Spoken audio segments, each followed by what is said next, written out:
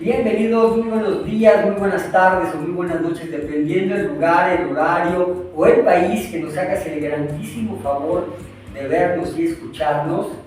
Hoy estoy muy emocionado por la entrevista que tengo aquí a mi buen amigo David Galán Núñez. ¿Te gusta presentarte? Hola, soy David Galán Núñez.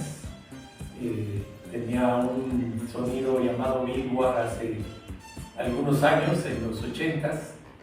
Y aquí el buen amigo Arturo. Y vamos a desentrañar el misterio. ¿Por qué estoy muy emocionado? Porque a mí me tocó la etapa de cuando estaban construyendo el sonido, me tocó participar de jalacables, de diseñador, las primeras ilustraciones tuve el honor que me invitaran y lógicamente es parte de mi vida y por eso estoy muy emocionado. De hecho, les quiero platicar que esta entrevista yo la planeé desde hace 6 meses. Yo quería empezar con esta entrevista, este proyecto de Atleta Disco Magazine, pero por alguna u otra razón no checábamos agendas y todo el show. Pero por fin hoy se está dando. En el área de Tlalnepantla, el sonido Billboard fue uno de los más conocidos antes de que llegaran los grandes, ¿no? Antes de que llegara Pegaso, y Saxon y Aries. Ellos dominaban aquí el beat y la verdad es que tuvieron algunos éxitos muy padres, pero no me la voy a llevar yo. Quiero empezar a preguntarle al buen David y te digo algo. Lo importante de este canal es conocer al ser humano atrás de la empresa o el logotipo o el proyecto. Y para mucha gente me ha comentado que es muy padre saber cómo un joven se engancha con esta música, en qué momento decide hacer un sonido, de dónde toma recursos, cuál fue el primer nombre, etc. Y el micrófono es tuyo, por favor, David. Sí, bueno, yo realmente me empecé a interesar por la música, convivía mucho con mis primos allá en San Pedro, San Ildefonso, que es de donde era mi mamá. Por allá hacían fiestas continuamente donde nosotros éramos niños prácticamente. Pues veíamos esas fiestas y nos gustaban, ¿no? Que ponían luces, baffles chiquitos, pero la gente se ponía a bailar esa música disco. Entonces, allá aprendí a bailar, me enseñaron a bailar música disco. Y poco a poco, pues me fue llamando mucho la atención. Ok, una pregunta. ¿Estamos hablando tal vez de finales de los 70s? No, yo creo que más o menos mediados. Mediados de los 70. Se tocó ver la época de oro de la música disco, ¿no? Sí, empezaba la música disco, el pop, el soul. Silver Convention, Casey and the Stone Champagne y todo eso. Ok, continúa. Y posteriormente pues yo entré a la secundaria Federal Niños Héroes. La heroica. La 3 veces heroica ahí en Cristina Huerta. Y ahí un compañero de salón, él ya tenía un sonido, bueno, más bien sus hermanos ya tenían un sonido. Ok. Se llamaba West Bomb, ¿me acuerdo? Ok. Y tocaban en Santa Mónica. Entonces él llegaba los lunes muy emocionado, nos platicaba, nos fue bien. La aventura del fin de semana, ¿no? Y entonces poco a poco como que me fue haciendo ese gusanito de decir, ¿por qué yo no podría tener un equipo de luz y sonido, ¿no? Y entonces, posteriormente, a través de un amigo que era vecino también, Ricardo Camacho, que le decían el Burra. El buen Burra, sí. Me presentó a su primo Gerardo Pato. El Pato, ok, ya. Y él también coincidimos en que teníamos la misma ilusión, ¿no? De armar de luz y sonido, tocar en fiestas. Y entonces yo ya tenía pues, algunas luces, me acuerdo que le insistí mucho a mi papá que me comprara un amplificador gradiente que era lo máximo en ese momento. ¿Era el 120 o el? Era el 120. El 120, el más chiquito, ok. Y ya platicando con el Pato, pues me comentó que le iba a pedir un préstamo a su mamá para invertir. Más equipo, otro amplificador más potente, y pues así iniciamos esta aventura. Esa aventura, ok. ¿Ese sonido es el que se llamó Alcezón? No, realmente todavía no teníamos un nombre definido. Ok. Porque tocábamos más en fiestas de los primos del Pato. Ya, ok, las fiestas de la colonia. Los Morales, los Movis, los Campi. Los primas, los Campi, ok. Mencionamos que son familias como muy clásicas de Tlalnepantla Centro en aquella época. Ok, ¿en qué momento tomas la decisión de ponerle un nombre? ¿Por qué? Y de empezar la aventura de invertirle para rentar un salón y cobrar y todo ese asunto. Platícame. Bueno, ahorita llegamos ahí. Ok, perfecto.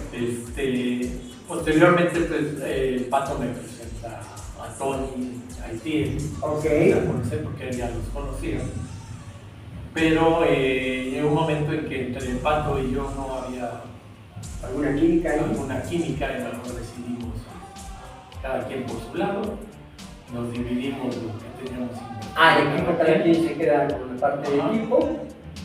Y para esto, pues ya con Tony y Etienne pues, habíamos empezado a platicar de que ellos también querían armar un luz y sonido.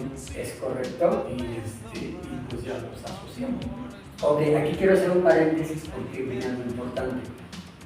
Mi papá tuvo un sonido muy pequeñito, se llamaba Musiteque, con un bafle, un 120, una sola tornamesa, como 20 discos nada más, y quitaba y ponía.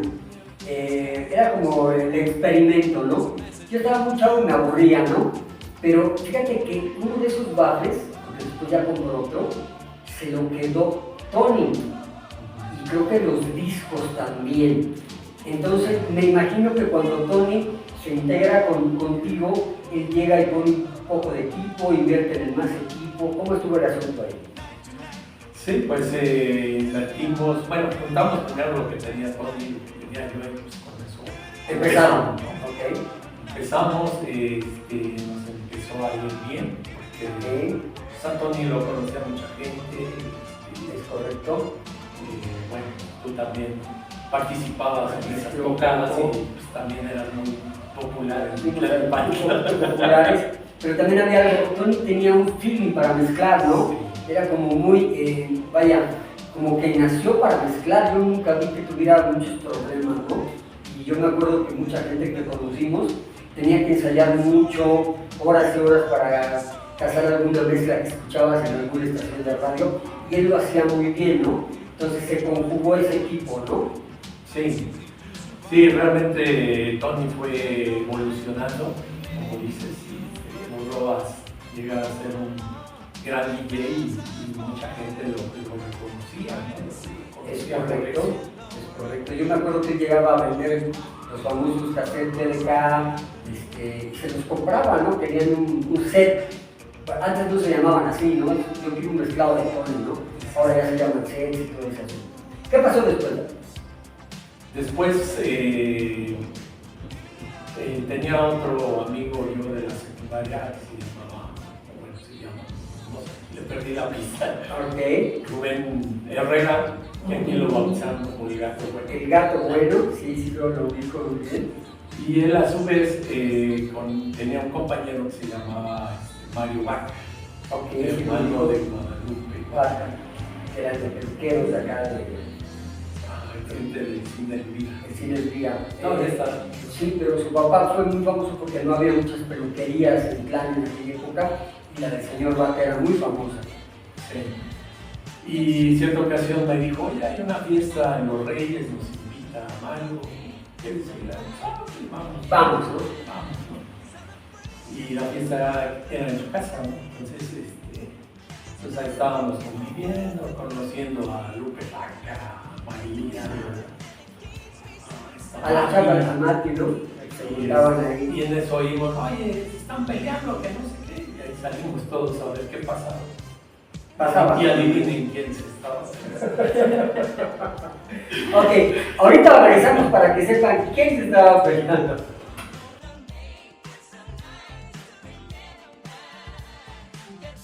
Ok, regresamos y nos quedamos que se estaban peleando, interrumpen la fiesta casi se salen. ¿Y quién era? Y era famoso Julio Flores. Ay, Se estaba peleando con un vecino de ahí, de borracho. es correcto, así pasaba de repente. Y ya cuando se calmó todo ese asunto, Mario Vaca presentó a Julio y a su hermano Hugo. Y pues ya hubo Química, sí, ellos conocemos bien también. y pues le platicaba, ¿no? Que pues estábamos haciendo un sonido y pues apenas empezamos y a él también le interesó, ¿no? Mira, yo tengo unas luces, yo tengo un amplificador, Empiezan a platicar todo. y entonces le dije, pues déjame hablar con mi otro socio, que era Tony, y ya hablamos con él y me dijo, no, adelante, no, entre más seamos mejor, ¿no? Ok, perfecto. Y ahí fue donde ya decidimos ponerle un nombre a la canción. Ok. Entonces mi hermano Alejandro Gala, me comentó, oye, estoy en un grupo scout, queremos juntar fondos para irnos a un campamento. Para alguna actividad, ¿no? Exacto. Entonces, apóyame en la fiesta que vamos a hacer. Y sale el primer proyecto. Sale el primer proyecto, bueno, fue de Agrapa. Sí. Bueno, pero así se empieza, ¿no? Pero nunca me preguntó, oye, ¿cómo se llaman tus sonidos? Entonces, bueno, ya cuando vi ya tenían una propaganda. Ya, él decide, al uno tener un nombre, él decide ponerle un nombre. Exacto, pero porque su grupo de ellos se llamaba Alce. Ok, fíjate. Entonces, Yo no me sabía esa historia. Les comento que me cotorrearon mucho con lo de Alce, con la caricatura de Woodward, que estaba de moda en aquella época. Y yo me imaginé que era por ahí el asunto, hasta apenas ahorita me estoy enterando que era por tu hermano. ¿Qué tal fue esa fiesta?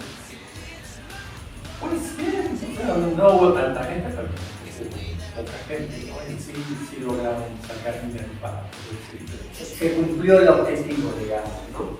Así es. Entonces nuestro primer nombre, pues decidimos, sonaba bien, ¿no? Alce son un límite. un límite. Me da mucha risa. Qué creativos unos adolescentes con un proyecto, con ya responsabilidad, porque vaya, puedes empezar con el equipo que te prestaba tu papá o dejabas sin aparato un día, pero ya decidir invertir para hacer un negocio, hablaba ya de emprendimiento y pregunta, ¿en algún momento les dio temor de que no saliera o qué pasó? ¿Cómo está?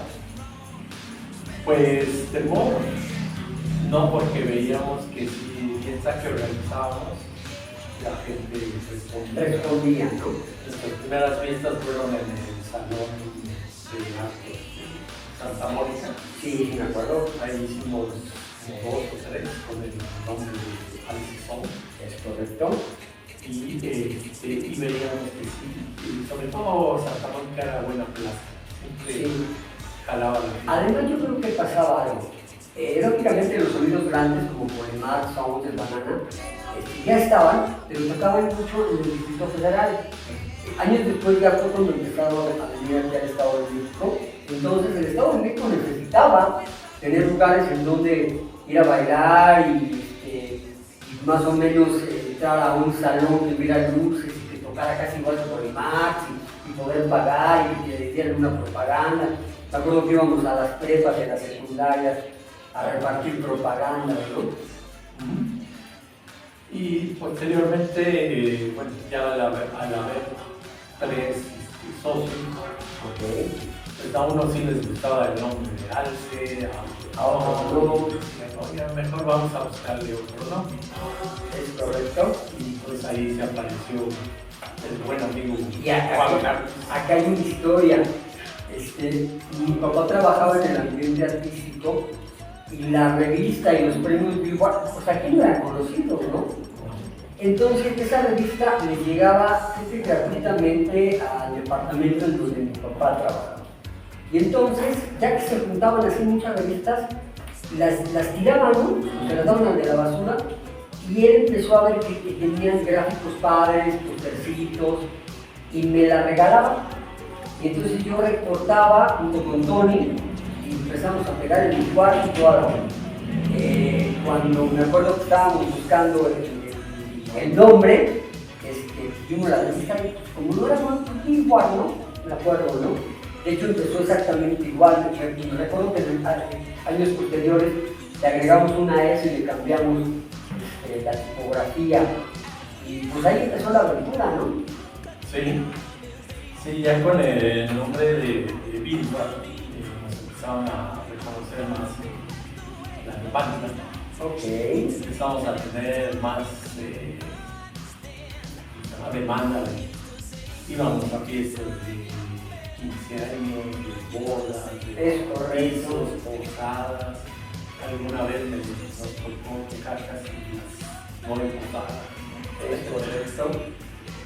Pero bueno, también veíamos, como dices, que los grandes sonidos armaban sus propias tocadas, a gente. Me imagino que el sábado o el día que no había fiesta, pues ellos programaban ya una de cobro, ¿no? Sí, aunque nuestras primeras tocadas fueron a través de Tony, que conocía a los borregos. Okay. Y ellos a su vez tenían el lienzo charro de Caracuaya. No era Josito Huerta, ¿no? Ah, bueno, pero estaba en Caracuaya. Sí. Ok, les platico un poquito. Los borregos eran una gente muy conocida en Tlalnepantla Centro porque su papá y ellos tenían unos obradores en el rastro. Curiosamente, la mayoría de los adolescentes de esta zona llegamos a trabajar con ellos. Entonces, de alguna manera tenían posibilidad económica, ¿no? Entonces, adquieren el lienzo charro, Joselito Huerta, que tenía pues, el lienzo como tal, había corridas de toros, pero había un salón anexo que no era tan pequeño. Yo platicaba ahorita aquí antes de empezar a grabar, yo calculo que eran 250 personas más o menos. Más o menos. Y pues llegamos a tocar ahí varias veces, yo creo que unas 4 o 5 veces, ¿no? Sí, pero realmente el restaurante, o bueno, el salón, no estaba habilitado, no sé si te acuerdas. Sí. Porque nos dijeron, órale, se los prestamos, pero ayúdenos a limpiar. Ah, no, sí, íbamos a hacer faena y a barrer. Todo estaba ahí lleno de polvo. Sí, porque creo que ese lienzo charro estaba como abandonado, ¿no? Como que estaba abandonado. Ellos, no sé cómo lo adquieren, si una oferta o les debían, les pagaron. Y pues nos dieron chance la primera vez, pero había que hacer, me acuerdo que incluso hasta las ventanas que eran de madera, llegamos ahí a hacer talacha, ¿no? Hacer talacha. Sí. Qué padre recordar todo eso. Y ahí empezamos a organizar las primeras fiestas. Recuerdo que fueron como 3 más o menos. Al principio, pero yo me acuerdo que fueron más. Bueno, es que Bueno, 3 que organizamos nosotros ya con propagandas. Y cobrando. Ok. Pero después hubo Muchísimas 5 más. o más, donde ya eran 15 años, fiesta de Boda. cuates, que ahora cumpleaños de uno de los borregos y ahí vamos. Con razón me acuerdo de muchas veces. Y además recuerdo que también llegamos a ir, porque algunos otros sonidos de por ahí empezaron a rentar ese lugar, ¿no? Como que se hizo famosón, que había buenas tocaditas ahí en aquella época, ¿no? Sí, bueno, nosotros fuimos los primeros que inauguramos ese local, pero al ver que sí respondía la gente, pues empezó a haber más fiestas ahí. empezó a haber otros sonidos que empezaban a tocar ahí. De hecho, alguna vez tocamos en conjunto con otros sonidos. Con Nimitz, que no me acuerdo de dónde era, pero yo me acuerdo que hice la propaganda. Y algo importante es que pues teníamos bien definidos los roles, ¿no?, de cada quien, ¿no? Es correcto. Tony pues era DJ 1, yo era el DJ 2. Sí, tenía que cuando no estaba uno, me estaba el otro. Y por ejemplo, los hermanos Flores, Julio y Hugo, se dedicaban más al tema de luces, instalación. Ellos creaban las luces, ¿no?, también. Es correcto, con el piel, ¿verdad? Él era más de ingeniero de sonido, ¿no? Ok. Por decir, ¿no? Pero, y también teníamos a un gran propagandista que nos hacía. no, pero vaya, ahorita les voy a platicar dos anécdotas. Regresamos.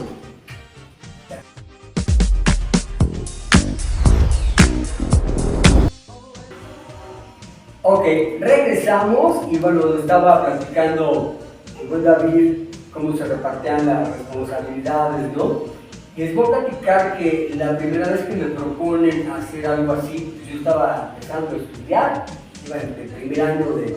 Ni siquiera se llamaba diseño gráfico, se llamaba dibujo publicitario y artístico y me lo mezclaban con arte, ¿no? Con óleo y todo eso, ¿no? Y entonces me enseñan una propaganda del Metro Ruelas y dije, pues, ¿cómo, no? O sea, no podía. Y me acuerdo que pues no había muchos recursos. Alguna vez hicimos algo en mimeógrafo, ¿te acuerdas? Sí. Que era dibujar directamente sobre el mimeógrafo, que era muy complicado. Y les voy a enseñar, ahorita vamos a acercar un poquito a la cámara, que se deja muy gusta, de hecho. A ver. Así es, no es una cajetilla. Ok, ahí les va. Se entiende que era una cajetilla de cigarros Marlboro hecha edificio, hecha en mimeógrafo. Y me acuerdo, a ver si no estoy mal, me vas a corregir, ¿no fuimos allá por el método normal o alguien que un profesor en una escuela te maquilaba? Tú llevabas tus hojas, llevabas tu stencil y nos poníamos a darle vuelta, ¿no?, a que salieran las impresiones y luego cortarlas. Eso es lo primero que recuerdo. Posteriormente, bueno, ya fuimos haciendo copias hasta que llegamos a que imprimían. Pero otra anécdota que me gusta mucho platicar es lo creativo que fuimos y que fueron muchos sonidos para crear efectos de luces. Porque no había nada, ya después hubo cerebritos ahí y ya le inteligían más, ¿no?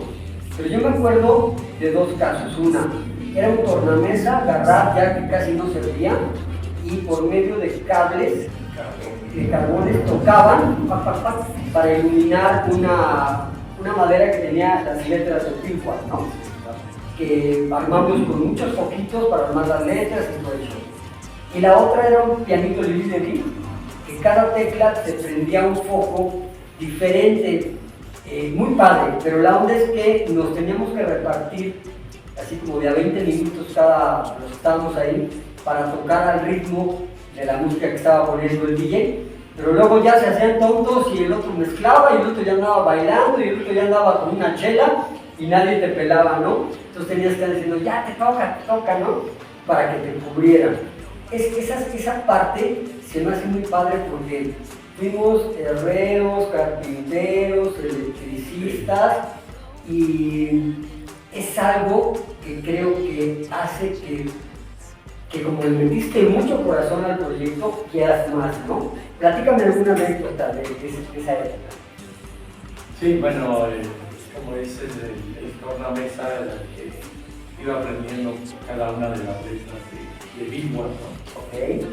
Y ese tablero lo usamos en varias fiestas, pero en alguna ocasión, en estos 15 años, hizo corto. Ah, ok. Y quemó la instalación del salón y ya no hubo. Ya no hubo nada. Fíjate que no me acuerdo de ella. Fue acá en el salón atrás del seguro. Ah, ya, ok, sí, ya sé. Entonces, pues mejor decidimos descontinuar ese tablero. Buscar otra alternativa, ¿no? Es que era muy hechizo, ni siquiera tenía soportes. todo estaba soldado con cablecitos. Es correcto, es más, permítanme, les voy a enseñar una foto. Aquí la tienes, ¿verdad? Tú ahí platicas conmigo. Alguien aquí, como es una plática entre cuates, no pasa nada. Si no, este momento lo corto y ya, ¿no? Sí. Ahí les va, no te preocupes.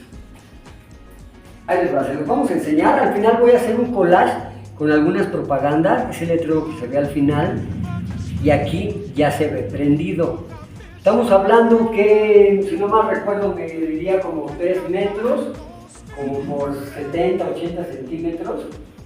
Y como bien dijo, no había sockets, entonces atrás nada más entraban los foquitos y se soldaba para que pesara menos y también te ahorrabas el dinero de los sockets, ¿no? Así Es correcto. ¿Qué otra anécdota? Platícame. Y bueno, ya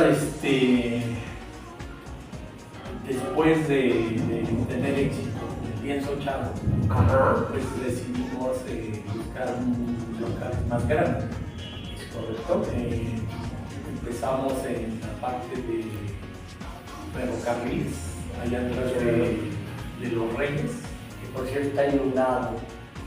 Sí, está inundado la ciudad de México. Ok, sí me acuerdo de esas fiestas. Y también nos fue bien. Y me acuerdo que estrenamos Una nave. una Giratoria. Es que Polimar se había lanzado su gran nave, ¿no? Una nave giratoria. Entonces quisimos hacer algo así, más pequeño, chiquito lógicamente, pero se estrenó ahí, ¿no? Sí. Y fíjate que yo me acuerdo que ahí, fueron creo que 2 veces, si no me recuerdo, pero en una, tú ya estabas en pláticas con traer a Menergy, porque incluso en una de las propagandas ya viene el logotipo de que próximamente iba a ir Menergy con Billboard a ese salón. ¿Qué pasó? ¿Por qué ya no se pudo cuadrar ahí? Bueno, más bien fue Tony el que andaba ahí Tony, negociando, ok.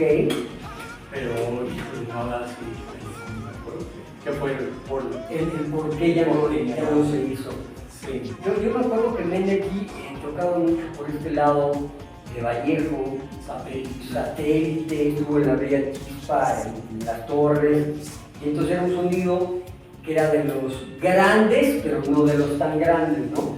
Los grandes en aquel entonces era Polimar, Banana, Sunset, Patrick, lógicamente, y empezaba por ahí Forastero, empezaba Menergy, el Shell, el Trueno, y entonces ya como que empezar a tener un proyecto de traer un sonido grande a un área en donde no había ese tipo de eventos, era muy padre, ¿no?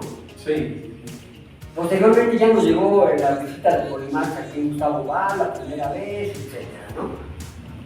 Que tengo una anécdota de tu hermano. Ah, sí, platícala tú.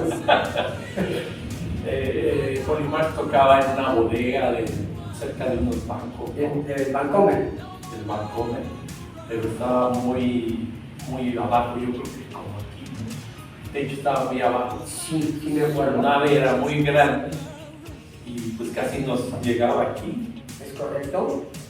Y entonces el Bocho, Es mi hermano. que es su hermano Juan Carlos, no sé qué le pasó, pero se aventó y se pescó de la nave, se dio como una vuelta y salió volando.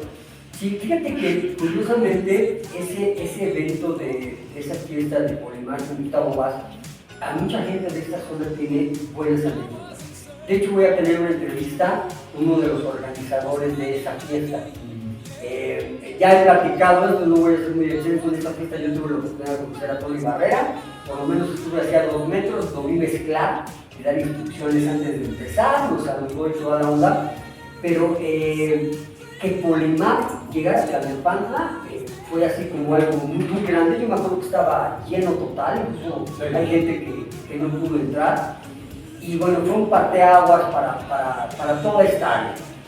Pero después yo me acuerdo que, bueno, después los grandes tocaron mucho en la Arena López Mateos, pero me acuerdo que tocaron en la López Mateos, sí. Ya con un ballet, yo estuve en el ballet. Platícanos esa historia, porque a mí me gusta mucho.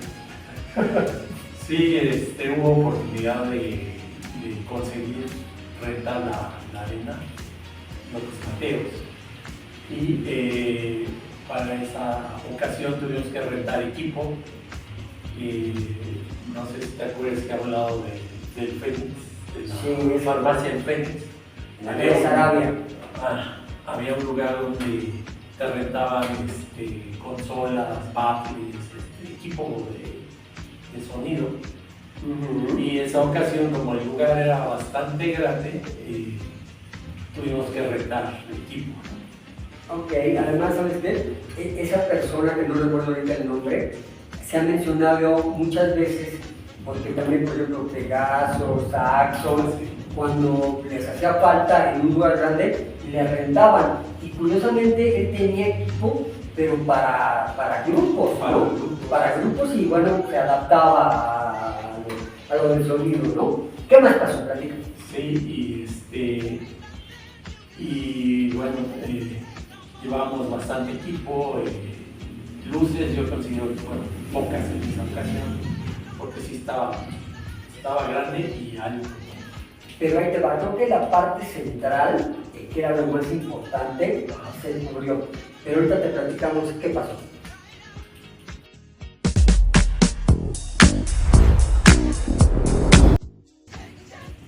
Ok, regresamos y nos quedamos en la arena López Mateos. Decías que eran un poco de luces tal vez para el espacio. Lógicamente, mucha gente conoce la arena López Mateos, y bueno, con gradas es enorme, pero la parte central, cuando quitaban el ring, aunque era grande, ¿qué le calcularé yo? Por lo menos eran 500 personas las que cabían, y yo me acuerdo que esta vez por lo menos había 400 personas. Sí, hubo una gran respuesta de la... Sí, porque yo me acuerdo que decidimos, esa fue creo que la única vez o la primera vez que había un ballet de parte de Billboard. Éramos 4 personas, y me acuerdo que cuando nos tocó entrar con nuestros uniformes que nos hizo la mamá de Tony, aquí abro paréntesis, Tony falleció hace ya, que será 15 años más o menos, él lógicamente por eso no está aquí, pero yo creo que así como les platicamos, y como muchos DJ de otros sonidos, de otras colonias, tenían esa esencia de la música disco y empezar a migrar o a integrar lo primero del high-end, ¿no? Entonces yo me acuerdo que él se iba a Sorba, a Brillos, y cuando no había fiesta escuchaba mezclas de otros DJ famosos y todo ese asunto, y me hablaba de una gran responsabilidad para poder dar un buen, pues no exactamente espectáculo, porque antes el DJ no era tan importante, o sea, era importante, pero no estaba así en una zona como ahora lo hacen, ¿no? Hay veces que daban una cabinita en una esquina, pues decían, ¿dónde está el DJ? Pues en aquella esquina, ¿no? Pero lo importante es que la gente bailara, ¿no? Yo creo que ahí se medía, ¿no? Bueno, regresando, cierro ese punto, y yo me acuerdo que hubo mucha respuesta con el ballet, con la gente que asistieron, y si no me recuerdo, creo que esa fiesta fue para recabar fondos para una escuela que estaba juntito, ¿no? El TUM, Tecnológico Universitario Mexicano, de Emilio Cárdenas, y bueno, pues estuvo muy padre, ¿no? Sí, realmente fue ahí donde tuvimos, la primera vez que tuvimos mucha audiencia. ¿Es correcto? Mucho público y mucha gente conocida nos apoyó esa vez. Sí, lo recuerdo. Y bueno, fue muy grato haber tocado. Reiteraba una anécdota ahí. A ver, cuando llegamos a instalar, todavía estaba montado el ring. Y entonces, pues con nosotros iba el Cangrejo, iba el Gordo, Toño. Antes eran los jalacables o los cuates, ahora le llaman el staff. Ok. Y vinieron el ring y se subieron de ahí. Y echaron sus costallas y toda la onda. Estuvo muy divertido. Me imagino. Fíjate que ahorita que platicas esto, voy a regresar un poquito al lienzo chato. llegábamos también temprano a barrer, limpiar, instalar, y yo me acuerdo que el que cuidaba estaba paseando a los caballos, porque a veces se tiene que pensar en toda la onda, y nos dijo, súbanse, ¿no? Entonces yo me acuerdo que nos subíamos así como de tres, me acuerdo que fue un sábado y habíamos tenido una fiesta el viernes, y a alguien se le ocurrió pasar por unos pulguitos en bolsa, y entonces nos subíamos de tres, pero como no sabíamos, no había silla, y en algún momento nos caímos, ¿no? de todo ese asunto. Y es muy padre porque me imagino que toda la gente que estuvo apoyando a los sonidos de su barrio, a los grandes sonidos, tienen N de historias y anécdotas antes de y después de, ¿no? Porque los usuarios, el que llegaba, pagaba su boleto, bailaba, la chava le dejaban hasta las 12, una que iba a dejarla, se acababan, no sé, 1 o 2 de la mañana. Y todos los que se divirtieron, pues ya se iban a descansar. Y los que habíamos organizado, los dueños del sonido, había que desmontar todavía. Era un show, ¿no? ¿Qué otra anécdota me puedes platicar de toda esta aventura? Sí, otra gran fiesta que recuerdo con mucho cariño fue la que organizamos en San Ildefonso. Ah, claro que sí. En el salón de actos de ahí de ese pequeño pueblo. Bueno, ahí quiero comentar que mi mamá era de ahí, por eso conocíamos. Había mucha parte emocional, ¿no? Y tenía muchos primos también. Bueno, tengo todavía varios primos por allá. Entonces me ayudaron a conseguir el salón. Y también pues, fue toda una aventura trasladar todo el equipo, tuvimos que rentar camionetas, porque es correcto. Bueno, aquí hacer un paréntesis, teníamos un compañero que es Vicente, alias el Gerfi, que tenía una combi azul, que era con la cual nos trasladábamos de un lugar a otro, y pues nada, le dábamos para la gasolina. Era como participación de cuatro, ¿no? Y le dábamos acceso a las fiestas y se le daba.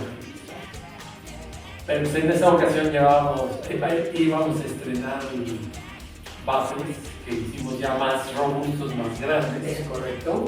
Y no cabían todos ahí, tuvimos que ver cómo trasladarlos. Además, ¿sabes qué? Vaya, actualmente el acceso de Tlalnepantla a Villa Nicolás Romero, a San Ildefonso, es más fácil. Yo me acuerdo que era una vía nada más de 2 carriles, en donde algunos momentos eran como pasar por monte nada más, no había iluminación y todo ese show. Y fíjate que yo tengo una anécdota ahí. Yo me acuerdo que había en el foro del salón unos cañones que habían sido utilizados en la revolución, ¿no? Ok, entonces bueno, muy padre, se veían bien pintaditos, y al final yo me acuerdo que 2 cuates se abrazaron así del cañón y se durmieron, ya andaban medio fuertes, y lógicamente en aquellos entonces, que estoy seguro que fue por ahí del 84, 85, pues no había un sonido. Y por lo menos iba fuera ahí, tal vez iban a Villa Nicolás Romero, a La Colmena.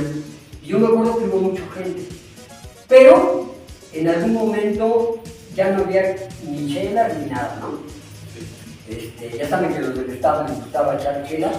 Y sales y preguntas, pues con mucha decencia a la gente, oye, por aquí un Oxxo, un Seven, una vinatería. Y entonces volteamos hacia el cerro, todo oscuro. Y así como a unos 4 kilómetros había un foquito prendido. Y nos dijeron, mira, ahí en ese foquito te venden cerveza y pues alguna botellita, ¿no? Entonces dijimos, ¿por qué calle nos vamos? Pues no había calle. O sea, tuvimos que atravesar así como que... sí, sendas, por ahí había magueyes, nos salieron unos perros.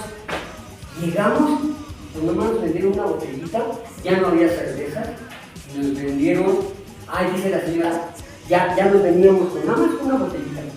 Y nos gritan, ¡ay, joven! tengo alcohol alcanforado. Y nos regresamos por medio litro de alcohol alcanforado. Ya regresamos, las aventuras que teníamos de adolescentes. Pero yo me acuerdo que el que me acompañó se echó su farolazo de alcohol alcanforado, terminó así en el cañón, ¿no? Entonces, yo me imagino que para mucha gente de aquella época, bueno, se han de acordar de esa fiesta, pero para nosotros también fue muy memorable todas esas aventuras, ¿no? Sí, sí, y ahí también se presentó el ballet de break que presidía tu hermano. Ah, ya, ok. Creo que se llamaba Sosonic Break, sí. Y como era un pueblito donde casi no llegaba nada de eso, pues el verlos bailar break sí es correcto. Emocionó. Fíjate que hicimos una publicación precisamente hace unos días en la revista Disco Magazine recordando uno de los programas de moda que se llamaba la Disco Jackson. Primero fue la de Clever de 2, años posteriores la Disco Jackson, y estaba ya de moda el break. Y me acuerdo del ballet, ¿qué? El ballet Frecas, creo que era, se llamaba. Y entonces hacía ahí su show, ¿no? Pero recuerdo que Sosonic Break nació a raíz de la famosa película de Breaking, ¿no? Con el baile de la escoba y todo ese asunto. Y estos cuatro que eran, me acuerdo que eran cuatro, a mi hermano, el vampiro, el chino, Cacho y Totoy o algo así.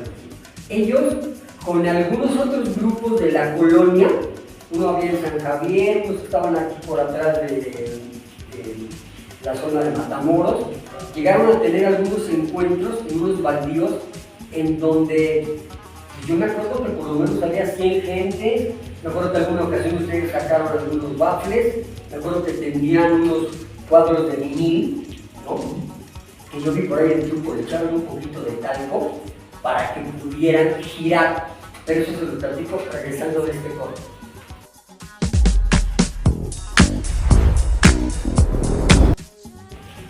Ok, regresamos y estábamos en la onda de la parte del break y que allá en San Ildefonso. Y bueno, se habrán dado cuenta que hemos mencionado algunos nombres que únicamente hay mucha gente que no conoce, pero te voy a platicar algo. En la unidad de aquí de Tlalnepantla, centro, que es Sor Juana Inés, unidad Altavista, son unos edificios rojos. En aquellos años nos llegamos a juntar un viernes, por ejemplo, para irnos a alguna fiesta, o ir a Colmar, o ir a alguna fiesta acá de los Billboard, hasta más de 60 personas. Yo recuerdo que la combi de Vicente se llenaba y había 4 o 5 coches, y que gente de La Romana, una colonia grande aquí en Tlalnepantla, de San Javier y de esta parte del centro, nos juntábamos, éramos chavos que serían entre los 17, 20 años. La pasábamos muy bien y bueno, mencionamos mucho los nombres porque la gente de Planet nos va a ubicar, ¿no? Y aquí quiero hacer un paréntesis. Me gustaría que si tú tuviste un sonido local en Naucalpan o en Tlalpan o en La Obrera o en alguna colonia en donde también nos puedan compartir cómo vivieron esa etapa de los 80, cómo vivieron esa etapa de la música disco, de los sonidos, estaría muy padre, ¿no? Queda la invitación abierta y adelante. Ok, ya vamos a casi a llegar a las últimas tocadas que te tocó aquí Armando, junto con Julio, junto con Tony, junto con el buen Hugo. ¿Qué pasa? ¿Qué empieza a suceder ahí? Bueno, ya empezamos a tener decepciones porque algunos miembros del sonido pues se empezaron a casar, ya tenían hijos, tenían que trabajar más en otras cosas para tener más recursos. Claro. Y pues poco a poco se fue desarticulando ese equipo que llegamos a tener. Hasta el momento que ya a veces yo me iba a tocar solo en algunas fiestas. Así pasa. Pero pues eso de cargar baffles, de conectar, desconectar, desvelarte, como que ya no... Ya no era tan atractivo, ¿no? Exacto. Y pues llegó un momento en que también pues, yo me casé, tuve hijos. ¿Para qué está su esposa? Y pues decidí meterme a estudiar, trabajar. Y pues ya el sonido ya realmente ya no ocupábamos para cosas muy familiares, ¿no? Es correcto. Y pues algunas bocinas, luces que las empezamos a vender para tener recursos. Y pues ya de plano que se quedó ahí dormido, digamos, El proyecto, ¿no? proyecto. Es correcto. Y fíjate que este fenómeno le pasó a muchos amigos, ¿no? La gente que empezó con mucho entusiasmo, lógicamente va creciendo, madurando, teniendo más responsabilidades. Sé que era muy padre de repente estudiar y tener una entrada extra un fin de semana para gastos, pero cuando ya vas creciendo, tú tienes más responsabilidades, dices tal vez de aquí no voy a tener para casarme, y hay que formalizar, buscar un trabajo, y a todos nos pasó. ¿Qué pasó ahí? ¿En qué momento Billboard tuvo por ahí un pequeño resurgimiento con alguien? Platícame. Sí, yo tengo un hermano menor que se llama Javier Galán. Muchos ya lo conocen. Y le llevo 10 años más o menos. Es correcto. Entonces nosotros cuando estábamos ensayando, mi papá tenía un taller mecánico aquí en Rayo. Teníamos una bodeguita donde ahí almacenábamos todo el equipo, La covacha. las bocinas, y ahí iba a ensayar Tony. Es correcto. Y casi siempre estábamos ahí en las tardes, ¿no? Entre semana. Y pues a veces mi hermano menor, yo tendría que será unos 10, 12 años, se iba a meter ahí y ahí se sentaba a ver cómo mezclaba el Tony. Es correcto. Y a veces como comprábamos botana, pues ahí le entraba. Sí, se hacía como una pequeña reunión entre semanas, ¿no? Sí, y luego pues, cuando hacíamos las fiestas en el taller mecánico de mi papá, que normalmente era por mi cumpleaños o el 15 de septiembre, En alguna ocasión. o una posada, pues también estaban ahí viendo cómo llegaba la gente, bailaba, se mezclaba, y como que también le fue gustando. Le agarró sabor a ese ambiente. Entonces cuando vio que pues, yo ya no salía a tocar y ya veía ahí los bates estaban medio arrumbados, holdeándose ya. me decía, oye, ya no me vas a ocupar ese tipo. Yo ¿por qué ya no? ¿Por qué no me das chance? Y yo igual empiezo acá. Se motivó. Tengo unos amigos que también que traen ganas a hacer algo. Y le digo, sí, adelante, ¿no? Por eso que aprovechan. Y ahí él empezó a hacer su propio sonido. Incluso, me acuerdo que ya cuando nos casamos, él estuvo tocando en esa fiesta, en mi boda, con sus amigos inseparables. Es correcto, ahorita vamos a hablar un poquito de ellos. Y ahí fue como él empezó a despegar solo. Y bueno, yo ya me desconecté mucho de ese ambiente, que yo ya trabajaba. Ya tenías otra responsabilidad. O sea, prácticamente él te pidió la estafeta y se le entregaste, ¿no? Así es. Yo tengo dos anécdotas, no son tres. Una, recuerdo a Javier, que cuando llegábamos era un chiquillo de 8, 10 años, 12, fueron varios años, que nos abría la puerta y te gritaba, ¡David! ¡Te busca!, ¿no? Lo recuerdo muy bien.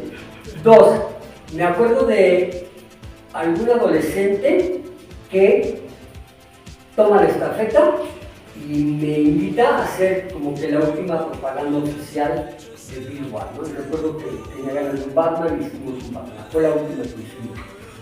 Y lo último que recuerdo es que él colaboró, ya yo como diseñador gráfico, con mi negocito, él estuvo aprendiendo serigrafía conmigo. Te pongo en contexto esto porque Javier Galán, que ahora es conocido como Javier Galán Billboard, junto con el otro muchachito Joel y su amigo inseparable Beto, son las personas que hicieron Mundo High y que tocaron hace unos meses aquí en el Teatro Algarabía y que fue un éxito.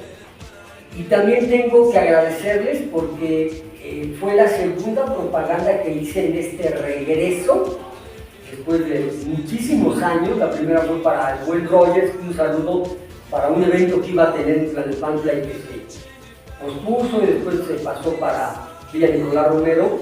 Y entonces de ahí nace la idea de este canal y empezar a reencontrar a gente con gente, empezar a ver que la música disco y el high energy como que tomaron un segundo aire, ¿no? Y hemos tenido aquí sentados allá algunas personalidades de la zona norte y poco a poco estamos llegando a sonidos más grandes, pues estamos muy contentos, ¿no? ¿Con qué cerrarías, David? ¿Qué te queda a ti de esa época y qué opinas de esta parte del regreso y que las nuevas generaciones se están integrando a esta música? Bueno, pues realmente el haber tenido este sonido Billboard nos dejó muchas satisfacciones personales como a nivel grupo, grandes amistades también que todavía íbamos a coincidir con el momento. Y pues sí, fue una etapa muy preciada para mí haber participado.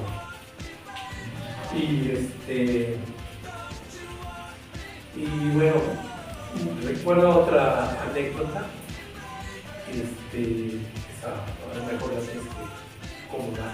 Ok. Una vez nos contrataron en Ciudad Labor para tocar en una fiesta pública. Recuerdo que era una cancha de básquetbol. Ok. Y la cercaron con láminas.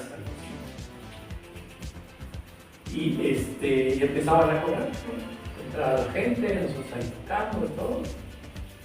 Pero no sé en qué momento dejaron pasar a un señor con su burrito.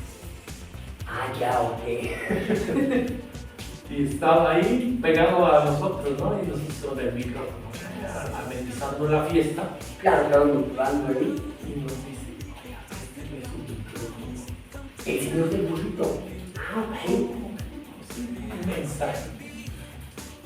Ahora no me acuerdo de esa respuesta, pero señor, voy a cantar la canción del burrito. Ok, regresamos y yo tengo otra anécdota que pasó en una fiesta con el bar.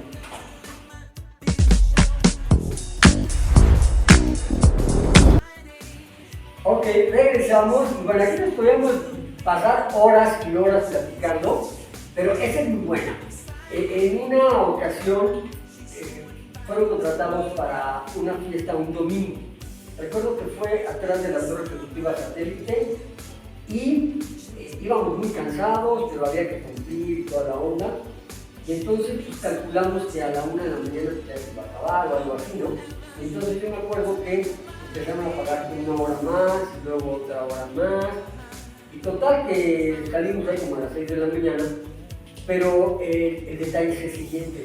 En algún momento pues ya la gente estaba como mucho mamona, que a pocos bailaban, pero ellos querían que hubiera música. Y entonces apareció por ahí un señor grande y viejito, que me imagino que era el abuelito o algo así, y llegó con cubetitas de pulque. Entonces llegaba con su cubeta, estábamos ahí, te daba tu vasito de tu chable, y ya lo mojabas y echabas tu pulquito y toda. Y así varias veces fue a llevarnos, porque las cubetas no eran muy grandes, eran cubetas chiquitas.